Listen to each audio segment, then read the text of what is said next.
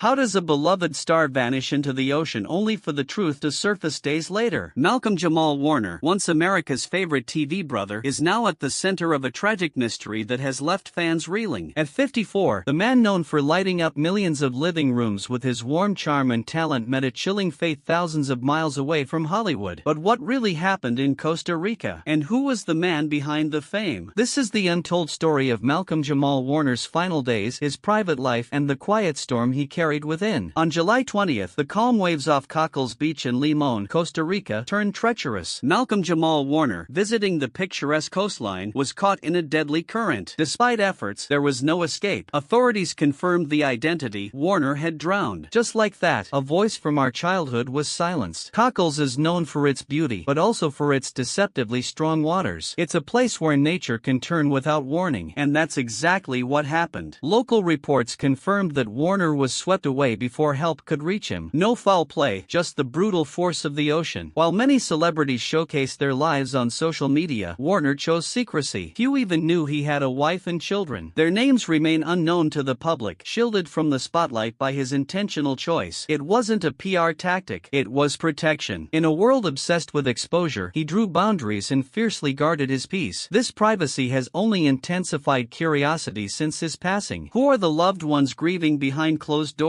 Why was he in Costa Rica? Some reports suggest it was a personal retreat, a break from the noise. But the answers died with him. To most of the world, he was Theo the affable, clever son on the Cosby Show. For 8 seasons, Malcolm was a fixture in American homes. But he was never content being just that kid from the 80s. His evolution as an actor was quiet but deliberate. He took on layered roles in gritty shows like The Resident and The Accused. In American Crime Story, The People v. O.J. Simpson, he portrayed A.C. Cowlings, a man caught between loyalty and morality. It was a role that challenged him and reminded audiences that he was no longer the sidekick. He was the story. Beyond acting, Warner made waves in music. In 2015, he earned a Grammy nomination for Jesus Children, a hauntingly beautiful collaboration with Robert Glasper Experiment and Layla Hathaway. His love for traditional R&B wasn't about chart-topping success. It was about soul, substance. He poured that same energy into podcasting. With Candace Kelly, he launched Not All Hood, a raw exploration of black identity in America. The show wasn't just conversation, it was confrontation. It was a space to dismantle stereotypes and dissect the quiet divisions within the black community. In May 2024, just months before his death, Warner opened up in a rare interview. He described the podcast as a safe space where he could finally be vulnerable. He pushed back against the idea that the black community was a monolith. There are so many different facets of the black community, and we wanted to have a space where we can really explore, discuss, and acknowledge all of those different aspects, he said. That interview now reads like a farewell letter, a man finally speaking freely, embracing his truths, and laying down emotional weight. News of Warner's death sent shockwaves through Hollywood. Marlee Matlin took to social media to mourn his untimely passing, calling him the nicest guy. Actor Eddie Griffin, his co-star on Malcolm and Eddie, penned a heartfelt tribute, referring to Warner as his big little brother. There was no scandal to unpack, no messy legacy, just heartbreak, admiration, and the echo of a talent gone too soon. Malcolm-Jamal Warner wasn't the loudest voice in the room, but he may have been one of the most thoughtful. He used his platform not for fame, but for depth. He told stories that mattered, challenged expectations, and kept evolving. He stayed grounded. He stayed human. His body of work spans genres and generations, but it all points back to one truth: Malcolm didn't chase the spotlight. He shaped it. Warner's final chapter came suddenly, but his story is far from over. His performances, his music, his words, they linger. And for every fan who watched Theo grow up, there's now a deeper appreciation for the man behind the role. He entered our lives as a kid on TV. He left as a voice of complexity, compassion, and quiet brilliance. In life, he made us laugh. In death, he makes us listen.